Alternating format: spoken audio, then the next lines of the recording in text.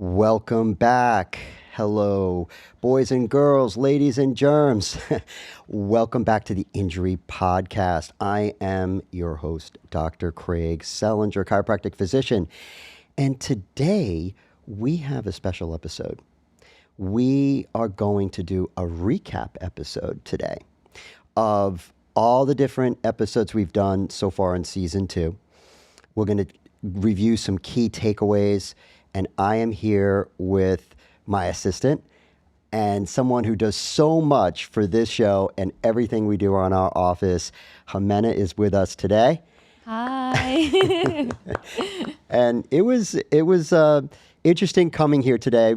Most of the country is in freezing cold, and it was a little cooler today here in Florida. It was about in the high 60s, but it was rainy out, and it seems that people in South Florida can't drive in the rain, right? No, it's horrible. A trip, something that's like a 25-minute trip turns into 50 minutes easily with no accidents.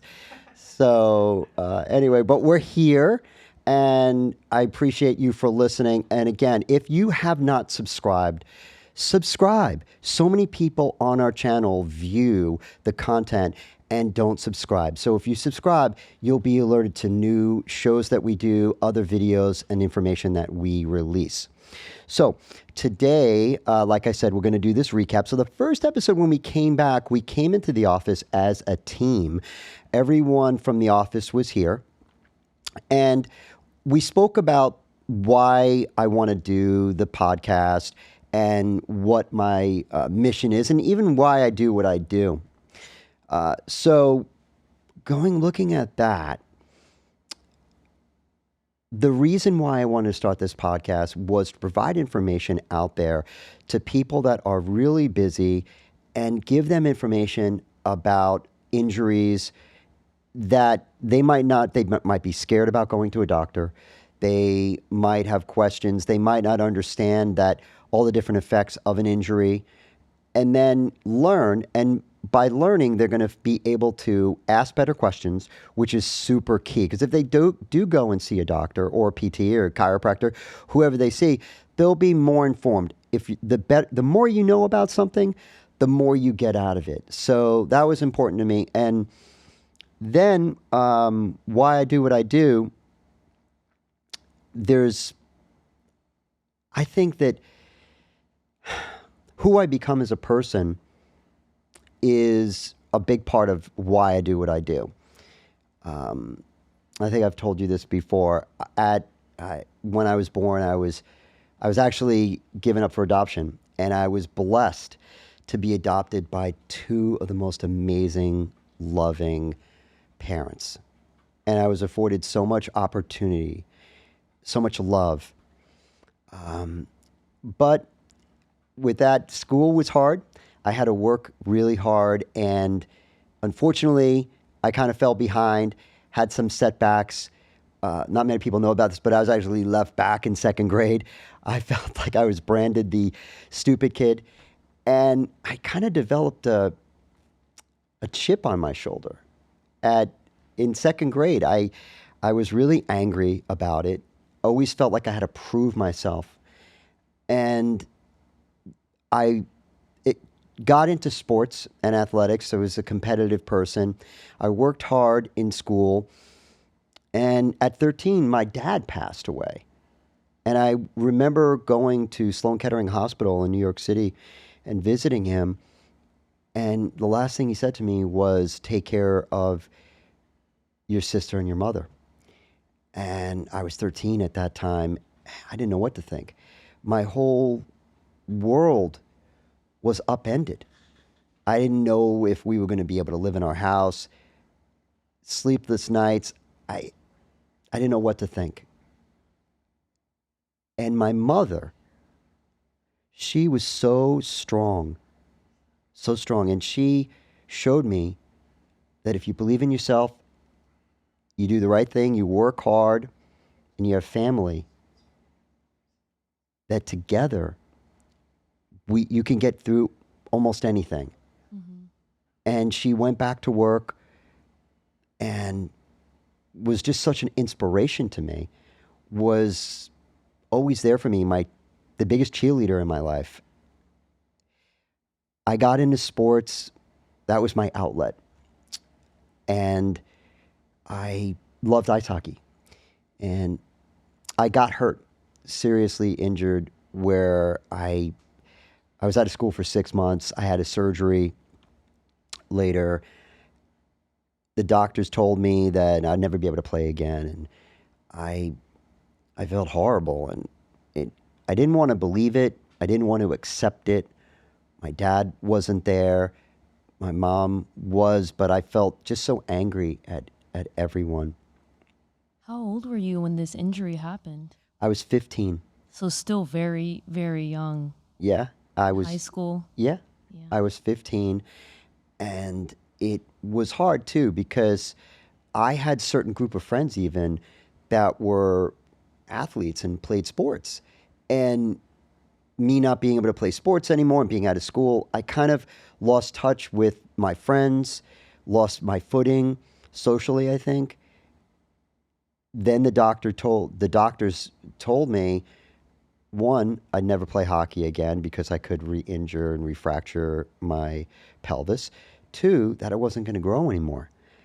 And I had this, like most young people, boys and girls, they might aspire to play college sports or they might aspire to still be on the team. And being part of a team was a big part of my identity. So not being able to be on the team and not being able to grow past 5 feet tall, where I am, where I was again a really big blow to me. And I, my mom again, she helped me stay positive. She helped me believe in myself. I looked at and focused on, well, what can I do to improve my situation in my life? And I started to focus on academics in school and worked on increasing my grades. I made the classroom my hockey rink. I was competitive, even though I wasn't the best of students. I worked hard, got good grades, moved up, and I felt that I could do anything That you had after a that. purpose again. And I had a purpose again, exactly.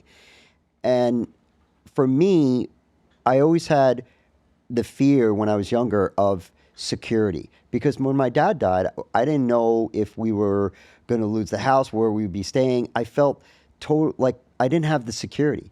So I felt that if I worked hard in school, I could get a great job and make a lot of money, and then I'd have security. So that was a big part of, in my mind, that was my mindset. Do well in school. That then translates into getting a great job and making money. Money equals security. So that's where my mindset was. As most people are, honestly. Most people think that way. Even friends I have still think that way now. And it's like, that's not all what life is about. You know, you have to enjoy what you do and have a passion.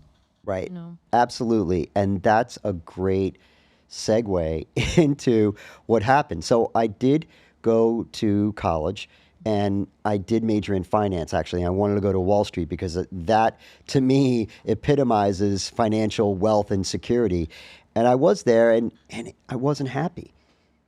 It didn't resonate with me. I wasn't doing what I wanted to do. It didn't fulfill you. Right. So I felt, well, what can I do that I feel I'd be able to make more of a difference in people's lives? And I then looked into chiropractic because years before that, chiropractor had helped me with some treatment. I always liked going there. And then something just clicked in me and I was just drawn to it. Found out more, went to see many chiropractic offices, and I said, I think I could do this and I think I would enjoy it. And I think I make a difference in people's lives. So I enrolled in chiropractic college, finished chiropractic college, and worked really hard, built a practice. And when I was working with patients, I especially gravitated to people that was in injuries because I was injured. When I had my hockey injury and growing up, I just felt that I wanted to give back. And when I saw these people in my office, I saw part of me. that wanted to be restored. So I felt, hey, let me restore this person's life. Let me help them get restored. And the financial piece just came along with it because I was very passionate about what I wanted to do. Right. And then I built several offices, had a large staff and multidiscipline practices, did really well financially, and everything was going well. And then my mom, unfortunately, she fell, and she later she became she was unable to walk, and she her whole her independence was robbed from this injury, this fall. She her conditions, her other health conditions became worse. I was crushed because this is somebody that was there for me all the time, was like my rock when I was growing up. She was so strong for me, and I felt that I couldn't. I wanted to do so much more, but unfortunately I couldn't. There was not anything else I could do. And I remember one time we went to a doctor, that orthopedist, and he said to her she's never going to walk again. And that doctor was such a jerk because he took away all the hope she had. And she, after that, kind of spiraled down where she developed dementia, her heart condition got worse, and other ailments, and later passed. And it dawned on me how important hope is in someone's care, Yeah. in someone's rehabilitation, in someone's recovery and restoration. And again, it kind of reinvigorated my purpose in my life of what I want to do to help people and help them restore them, help them get strong again. And that, to me, it just solidified that for me. And in doing that, every time I treat a patient, I feel like I'm honoring my mom, I'm honoring myself in helping those people, because that is what she would want, and that's what I feel my purpose is. So that's a lot to unpack, but that's a big story about why I do what I do and who I am and who I become through different things we go through in life. And often we all have a different journey and different path. And through that, if we could take those life lessons and then learn from them and then do something positive to make a difference in the world. And I think that's, to me, the most important thing in someone's life. And so anyway, let's go on with the recap here. The second episode that we spoke about, we had Dr. Wells. She's a psychologist, and we talked about invisible injuries. And we've seen a lot of patients in our office that have been in car accidents that have effects that might be psychological. Their mood, might not be great. They might not understand the relationship between their physical trauma and the psychological trauma that they have and that they carry with them. So that episode shed a lot of light on how certain signs and symptoms somebody might have after an accident could be psychological effects of a trauma that could be helped with a psychologist and therapist. So we spoke about EMDR therapy and how she used that, which is a specific therapy to help people that have been in trauma and have these emotional effects from the trauma. So in her one of the stories is she had a patient that would be scared and have a lot of anxiety when driving, and she wouldn't want to make a left turn. So the technique that they used with her enabled her to feel more in control when driving and be able to make those turns in the future without having that anxiety and not being paralyzed from that effect. When we have these accidents, sometimes we can develop triggers where trigger is something, a sound, a scent. It could even be a person we see, but it's anything that brings back that traumatic event to us, in causing us to relive part of it again. So those are things that people sometimes experience in physical trauma, important to identify. And I remember one of the things you said was that if symptoms last more than a few weeks, it's very it would be best to get seen by a therapist to be able to help the person cope and be able to heal these psychological wounds. And some of these are fear, withdrawal, mood swings, sleep disturbances, anger, extreme anxiety, in certain situations having the anxiety. So those are some of the things she spoke about. And then some of the helpful things that a person can do that she recommended were to get out in nature, move, exercise, journaling. Journaling is very important for so many different things, but the journaling can help bring about patterns. It can help us understand patterns. It also can help us just vent and just write out whatever comes to mind. She spoke about mindfulness, being present, not being so fixated on the future and what we feel might happen in the future, just being present in the now, the here and now, and limiting alcoholic substances, marijuana, and other substances that might affect us and make that condition worse, or just kind of hide the symptoms altogether. I felt that was such a great episode because it's so misunderstood, and people have a fear of going to a therapist because they don't want people to think that they're broken, that they're weak. They don't want it's a bad stigma in our society, and we want to change that.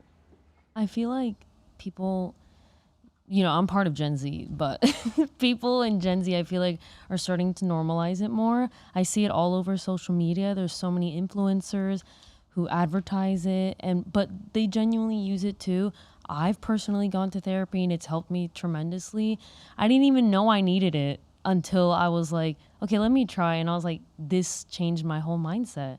Yeah. And then going back to what you said about how you should, take a break and go in nature, walks. Why don't you tell everyone what you do on Sundays to reset? Yeah, absolutely. I enjoy going on my beach walks, and I go right on in East Boca, Palmetto Park Drive. There's a beach called South Beach. It's actually not South Beach in Miami. It's actually in South Beach in Boca, and they have many different trails that you could walk on that are paved trails. Generally, that's what I mostly do, walk on the paved trails. There's all these mangrove trees. Most of it is shaded, so you don't have to worry about the intense sunlight. Sometimes I'll go and just jump into the water after, but it's a great way to decompress, to reset, and get with nature and enjoy the time to connect in a different way. Yeah. So thank you for bringing that up. That's something that I do, and therapy I've tried as well is very helpful. The other thing that I was surprised about, and I'm not sure if you asked the question or if it was someone else, but or Diana, people sometimes want to talk about their trauma, over and over again. And sometimes that could be actually bad because the person is reliving the constant trauma over and over again.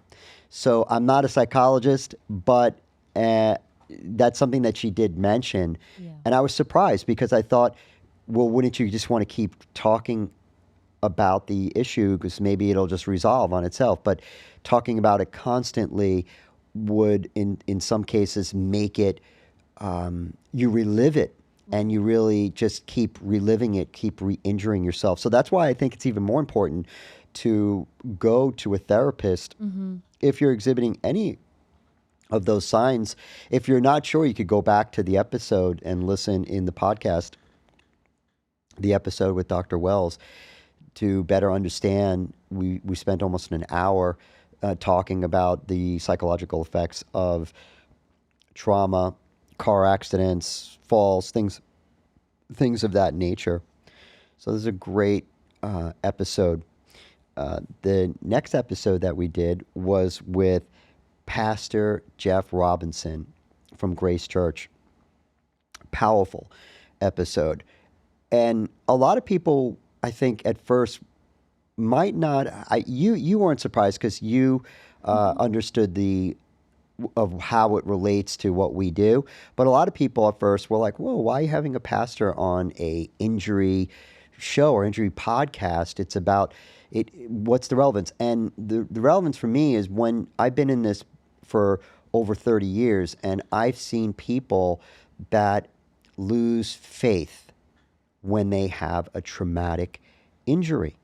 And when they lose faith and they say, "Why me, God?" and they think it's some divine retribution, they did something for it. They feel guilty, or they lose faith in God. And when they lose faith in God, typically they lose hope. When they lose hope, they give up. Part of them gives up and they don't continue with therapy. They get disinterest. They withdraw from going to doctors because they just give up and they say, "Well, why would I even want to do this anymore? God doesn't love me. I'm nothing." So I wanted to bring him on to speak a little bit about this, a topic about how faith can be a strengthening, a beacon light for someone that has had an injury, and to also answer the question a lot of people ask themselves: Why me, God? Why did this happen to me? Why did this have to happen to me? And then you were there. You really enjoyed Yeah. the episode that we did with him, and I remember some of the things he mentioned was that reading scripture can be helpful, writing gratitude notes helpful, joining a supportive community, a church can be helpful, journaling helpful, focusing on helping others and being in service, which is a very big part of spirituality. And then the prayer that he recommended was Psalm 42:11. And those are some of the helpful tips he gave. Great episode. I encourage everybody to go back and listen to that if you haven't. Anything about that you Yeah, I remember? was gonna say, I feel like in that episode, he of course talked about Christianity specifically, but also I feel like everything he went over about having faith and hope can even be relatable for people who aren't really religious.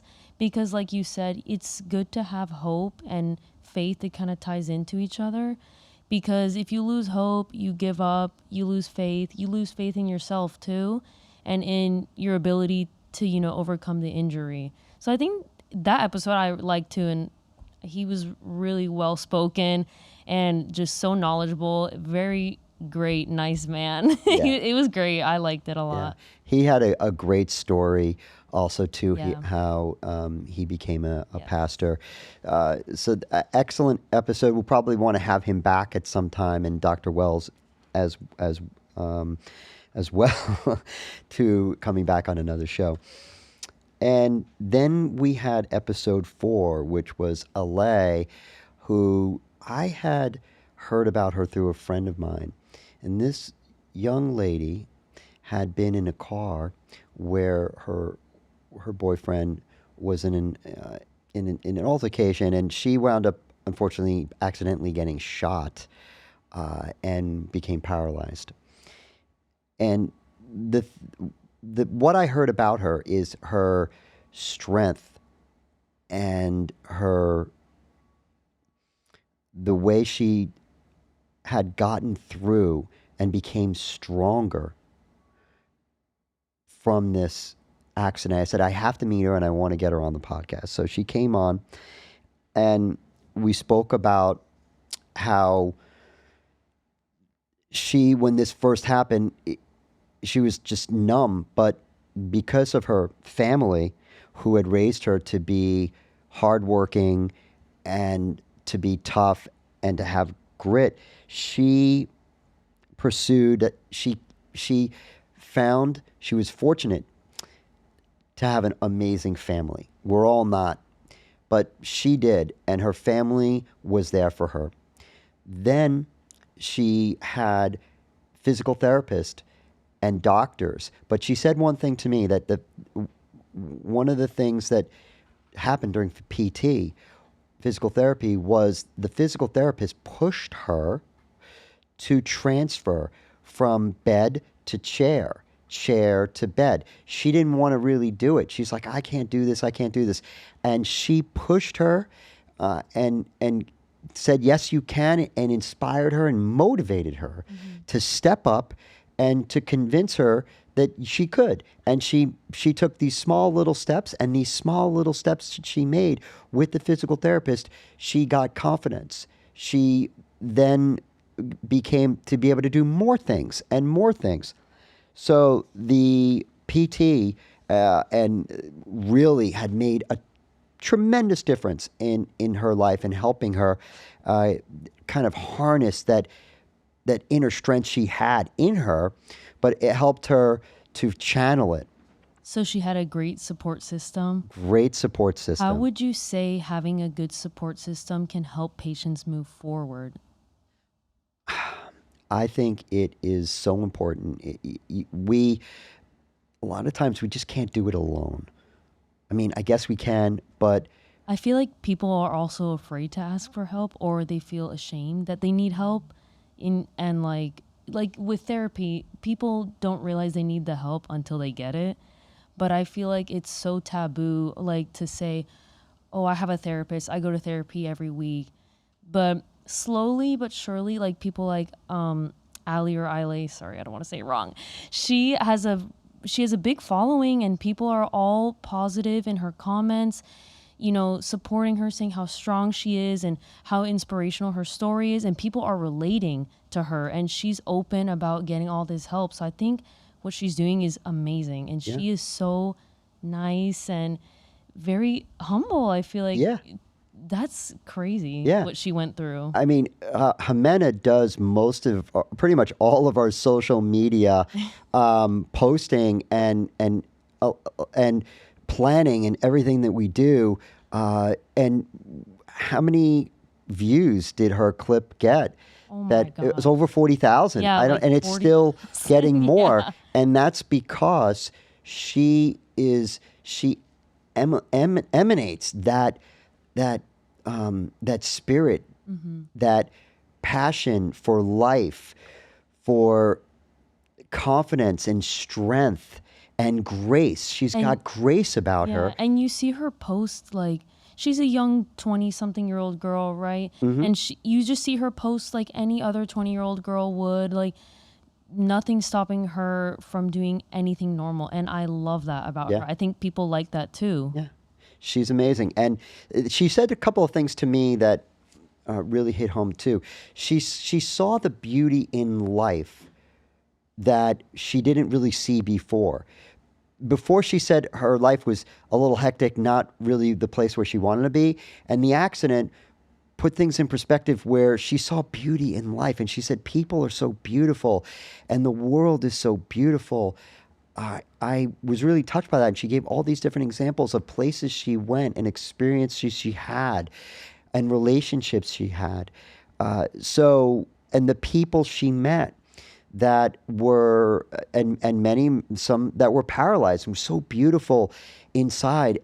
She really found this whole like renewed birth for living again. And so that stuck with me. And also that this woman is on a mission. She's got a new purpose in life. And I think that's important too. So we need the support system. We need a good physical therapist, chiropractor, doctors to help us. We also need a purpose in life. And she's so motivated on the things that she wants to do, and she's already doing. A lot of people follow her, and she is inspiring so many people out there. So we're really lucky, I think, to get her on the show, and she inspires so many people. So very fortunate about that mindset that was just so refreshing. Yeah. Feel that? Great. And then episode 5, we had attorney Michael Fischetti. Michael Fischetti is a South Florida personal injury attorney, and he also does a lot of work for providers where if insurance carriers don't pay what they're supposed to pay, he will help those providers. And his knowledge on insurance and personal injury is so great, more than some people that don't know that area of law, even if they do personal injury. So we wanted to have him on the show to make sure that we provide some education and awareness to the audience of if they are in an accident and they live in Florida, some things that they need to make sure what they should do, what they should kind of make sure that they don't do. So some of the things that, and we know this, documentation is important, making sure that you document you as the person in the crash. Super important. After your accident, I hope nobody out there is in an accident, but for somebody that is, use your cell phone. Take pictures of your car. Take pictures of the street you're on. Take pictures the way the cars are. Take hundreds of pictures if you want to. Take pictures of the license plate. Take pictures of the driver's license of the other person. Take pictures of the insurance card. The more you gather, the better it's going to be for you. You don't want to miss anything that is going to be hard to get later down the road. Make sure that a police officer comes to do a police report. Some people just drive away and they don't do that. But make sure that you're in a safe area so you're not going to get injured or run over. But once you are, make sure that the police come to the scene and they do a police report, and because that's going to be very helpful down the road. Whether or not you have an injury from the accident or you just want to get your car fixed, or the other person has concerns, or they're going to get their car fixed. It's just the right thing to do. He mentioned don't delay care. Some people, we're in very busy lives down all over. We have jobs, we have family, we have different things that we want to do. It's very easy to get caught up and have the mañana syndrome and say, I'll do it mañana, I'll do it mañana, and it never comes. So we don't want to delay treatment. You want to make sure that you take care of your body first. You get seen, because delayed treatment in some cases can be really dangerous. So make sure that you do that. I know he spoke about, speaking of delayed treatment, the 14-day rule. Could you speak on that a little bit? Yeah. What he was talking about? So in the state of Florida, if you're in an auto accident, you have 14 days to get care, to be seen by a provider, a healthcare provider. If that provider you don't see that provider, and they have to be either a physician, nurse practitioner, a PA, chiropractor, dentist, podiatrist. So you have to see someone within 14 days, or else the insurance company doesn't necessarily have to pay for your injury cost. Which really, really sucks. Yeah, that would be horrible if that happened. So it's important to make sure that you if you're in an accident and you're injured, that you get seen within the 14 days. And also just to make sure you're okay, because I feel like sometimes we have patients who come in and they're initially in shock, so it doesn't hit them as hard, like the pain, until a little bit later. But it's important to get treated as soon as you can, for Yeah, sure. absolutely. Absolutely. That's important. And he mentioned some things you got to be careful of going on social media. Sometimes you have to just be careful because there could be things that could be posted that could be misconstrued. So keeping social media private, that was one of the suggestions that he made, would probably be better for you. He spoke about don't sign anything that the insurance company or people asking you to sign unless you have an attorney look at it, because sometimes you might waive your rights to getting treatment or getting a settlement or whatever. If you don't really understand something after an accident, it's probably in your best interest to call an attorney and to seek legal advice of someone before you're signing, possibly giving away your right, waiving rights, and so forth. So be a little cautious about what you sign and what you do after an accident with insurance carriers, because it might not be in your best interest. He spoke about that most personal injury attorneys work on contingency, meaning that there's no out-of-pocket expense. They get paid when there's a settlement or some kind of recovery. So a lot of people are nervous about going to an attorney because they feel that I don't have the money to pay an attorney. How would I pay them? So they don't call. They don't reach out to anyone. So that's important to know. And another thing that I mentioned to him, I hadn't mentioned too much. This is probably, you can't probably see this, but this is a pain, daily pain and functional diary sheet. And it's really important to document for yourself how the injury is affecting you. How are you doing on a day-to-day basis? Because some patients might miss treatment with chiropractor or physical therapy or doctors. It might lapse a month or 3 weeks or 2 weeks, and they might be certain things that they're doing. Maybe they're bending or they're sitting for a while and all of a sudden they get pain down their arm or leg. Those are important things to note because we don't want to miss those things. The doctors need it. Therapists need it. It's really important for people to have that information. So we will provide in the show notes a link to the to the daily sheet that I provide to my patients, and it makes a difference. And that also could be helpful to the attorney when they're going to settle your case. They know how the injury affects you, and that's a very important part of the legal ramifications of auto accidents. All right, so let's move along to the next episode we did was with Dr. Angela Adams. She was on the show, and she is a neurologist in New Jersey and treats a lot of athletes and does a lot of work with head injuries. And I just want to make a note just at this point, and I should have said this in the beginning, but the content we provide is for educational purposes. I'm not fostering a doctor-patient relationship. Or doctor-patient relationship is not being created by this video content, and you need to be careful to not do everything you see on the internet, because that's more often than not good for educational purposes, just to get an idea of what goes on. But we don't want people just self-diagnosing themselves. This is not a substitution for diagnosis. It's not a substitution for treatment. I recommend that you see a provider and get a full workup done.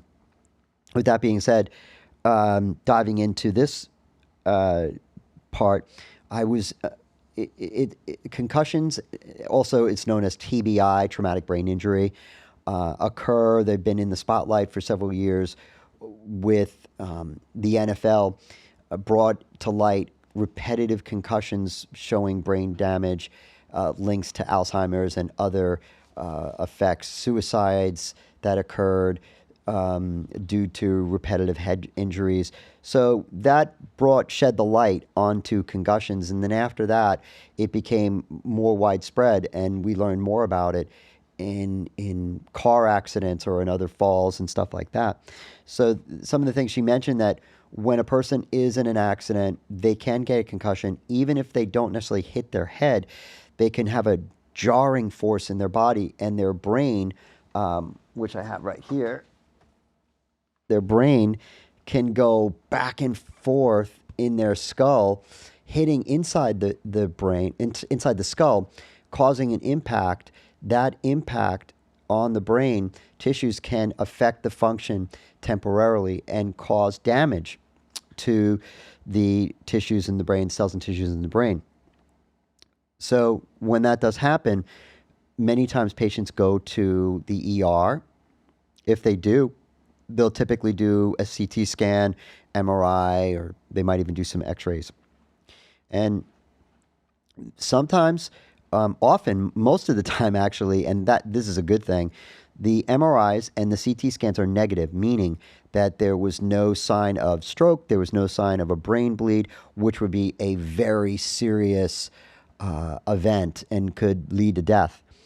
So a lot of times when that happens, patients, they might come into an office somewhere and they shrug off and think that they're fine, that they don't have a concussion, when they still can. So even if a person's had negative MRI or CT scan in a hospital, that doesn't mean they don't have a concussion. What are some, like, going off of that, what are some like overlooked symptoms that you still have, that some patients can still have, even if they have a normal MRI or CT scan, indicating that they have a concussion? Right. So headaches are very common.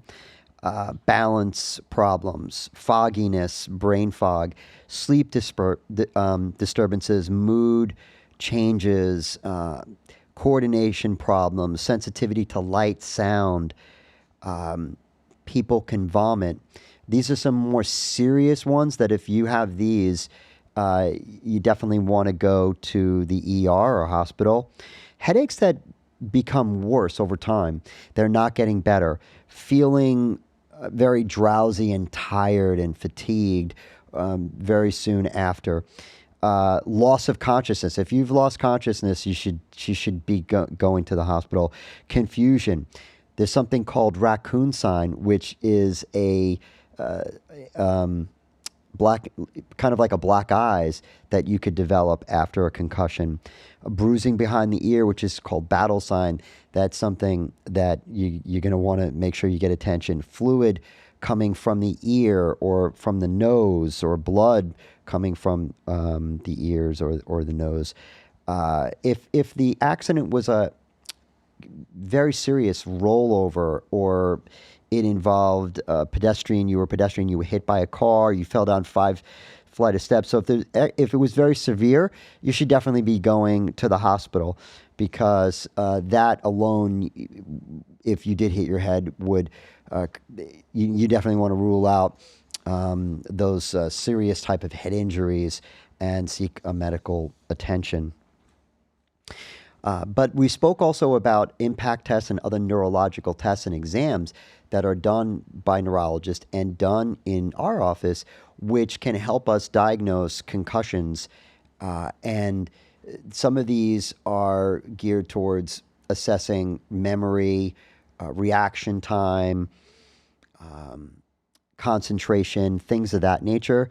And we use a test called Impact, which is very helpful in us gathering information, and we can see where a patient rates compared to other people. And then we could also gauge improvement as well.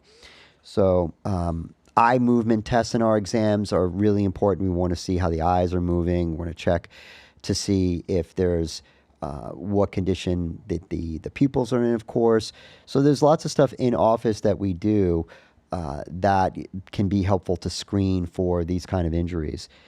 Very important. She also mentioned some things to avoid: excessive caffeine, which I was surprised because I love caffeine, but to make sure that you avoid activities if you've had a concussion where there's a risk to have another concussion. So let's say if you were a football player and you had a concussion, it's really important to rest and recover before going back in, because if you get a concussion, it can not only slow, but it can have a compounding effect and make the condition much worse. Which that sounds kind of like common sense, you would think, but I feel like once people start feeling a little bit better, or they're like, oh, I think I'm okay, they're just gonna make it worse by potentially by doing what they were doing before. Right, right. So just be extra cautious for Right, sure. right. And to gradually get back to activity. Some Yes. people go back too fast. Like Yes. they'll want to get back into those sports, or they'll go back and start lifting heavy in the gym and stuff like that. So that's something that you want to have a doctor or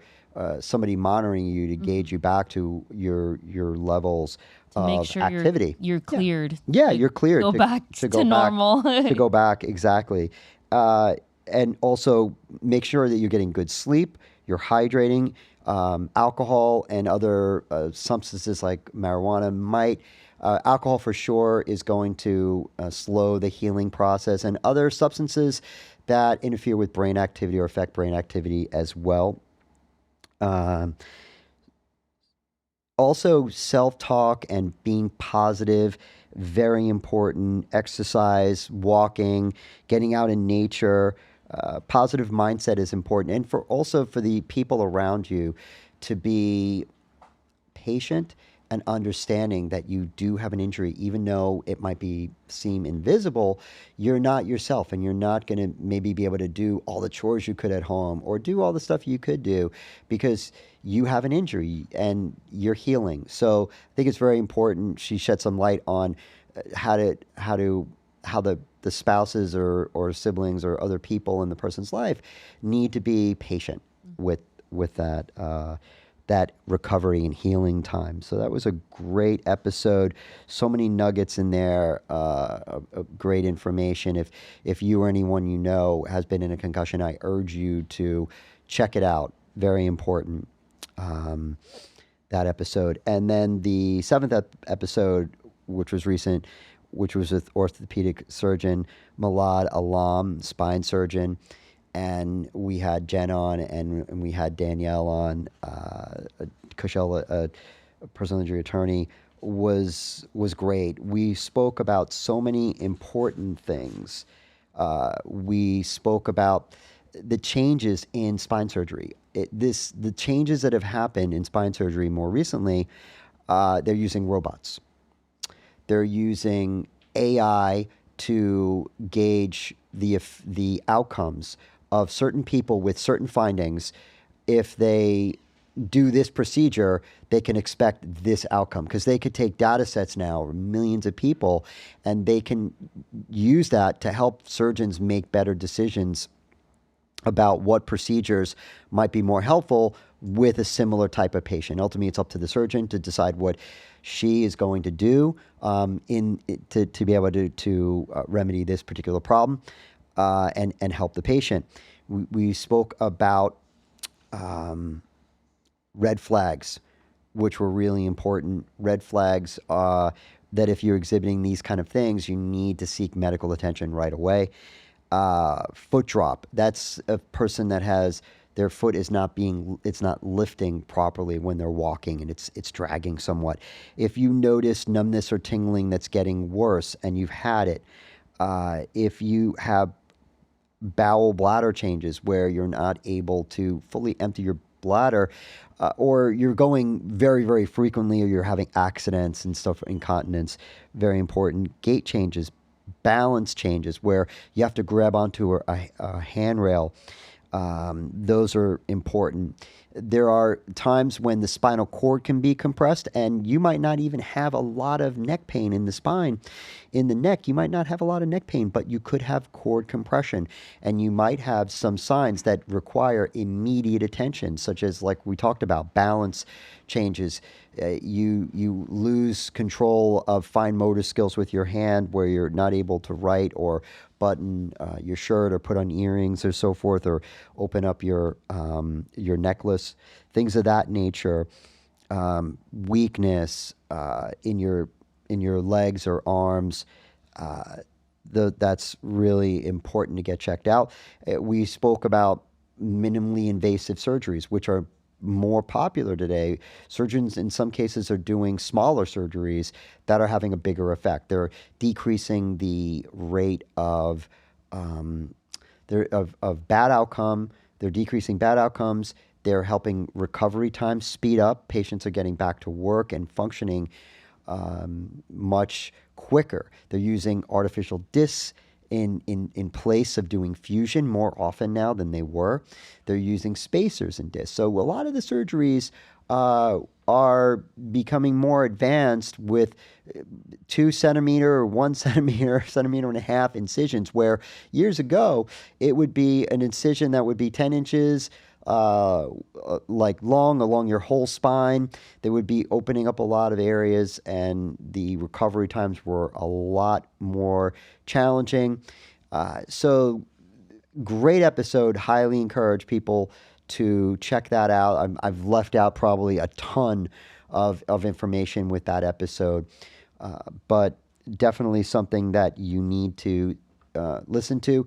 And spine surgery gets a bad rap. A lot of people say, I don't want to have surgery because I know somebody, I have an uncle that had spine surgery and they were never able to walk again right, or they had neck surgery, never able to walk again right.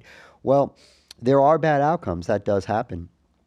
But there are better techniques than there used to be. And this doesn't have to be your grandpa's back surgery or that was years prior, where the recovery times and the outcomes were not as great. And so that's important to realize. And make sure you have good communication with your doctor. Make sure that you're prepared when you go to your doctor's office, and you write down questions before you go. We want you to write down questions, because prepare for this like it was a test, because you might not get to see that doctor for some time. And if they're busy, you might not see them for a while. And then you are going to wonder, well, did I do the right thing? I said no, but now this is happening. So make sure that you're preparing for your appointments. You bring your medical records, you bring your CD for your imaging, all very, very important stuff. And I think it's important too to continue getting care,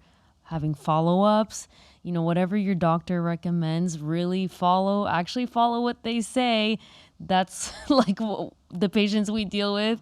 It's all about following up and coming 2-3 times a week. It's very important. That's how you'll get, recovery faster. You know what? I couldn't have said it better. Yeah. And she's awesome. Hemena, thank you for one, being here with me today, and helping me through this journey. You've been a big part of us being able to do this podcast and helping educate other people.